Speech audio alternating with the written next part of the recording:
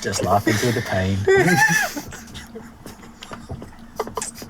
So the song's about Rob.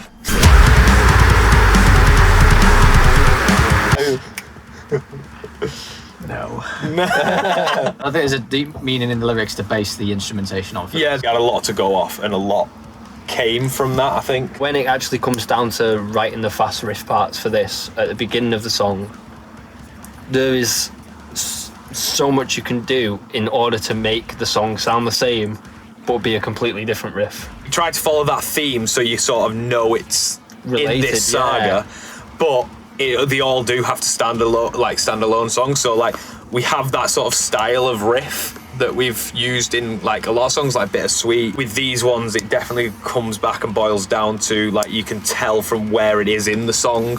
It was a dead fun song to sort of like create and record. Just a very fun, It was fun, wasn't it? stress-free. Yeah, I really loved the process in creating this one because it was we could be creative at every step, and because we had like the lyrics and the ideas of that lyrics, I think all the parts sort of very easily slotted into place. Yeah, it's very easy to put together. Yeah, there are parts we borrowed from a very old demo that slotted into the middle section perfectly, and then we just sort of like changed the notation a bit. And because we sort of when we had the demo, I was looking for a theme, and I had that already sort of recorded. I was like, I could slot that in here and see how it sounds. And then when it worked, it was like, oh, that's great. We can really. Because I remember we put the original demo in, but it wasn't quite right. Yeah. The riff wasn't quite where we needed it to be at that point. So making those little amendments really made that difference. And then we really fought through that, made it into what it is.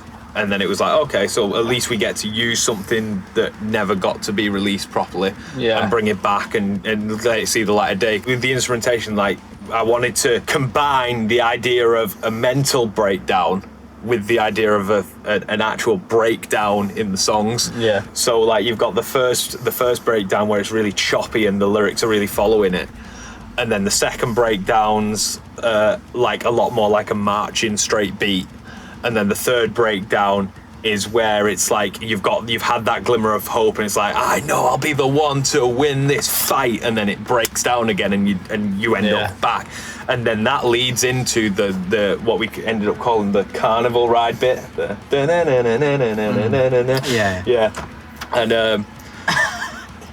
Can't unhear that now. the carnival ride bit. Yeah, it is. Yeah.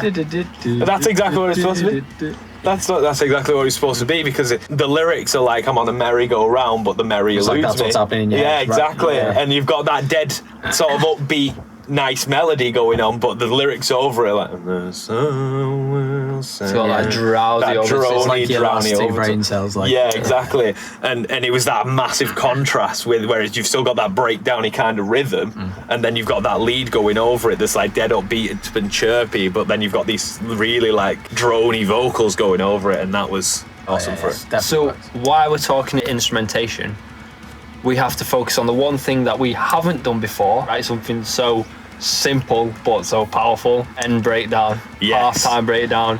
So, Oh, it hits because it so comes hard. out of that big feelsy,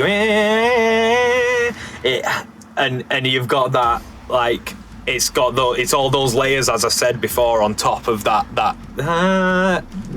nice clean vocals, and it's burying the nice under all these layers of like the anger, and then it came out of that, and this one had the big massive impact, and you had to have the biggest impact of the song and really like power drive the breakdown back into the cycle repeating. But I actually love the fact that when we were recording like the vocal bit for it, and he was like, should we do a proper nasty bleh here? Yeah, Proper well, I took sloppy. inspiration, funnily enough, from when we were actually recording the vocals to it.